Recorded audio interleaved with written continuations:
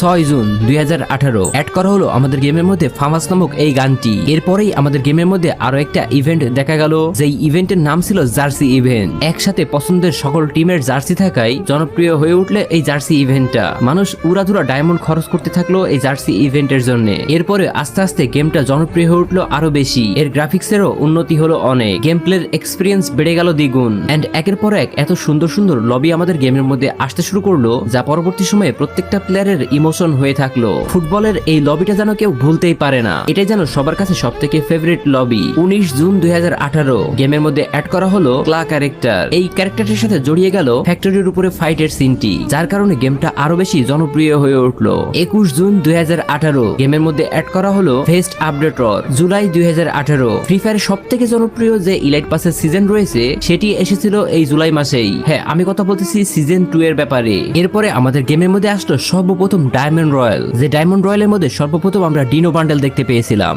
শুরুর দিকে এই জনপ্রিয়তা একদম না থাকলেও বর্তমানে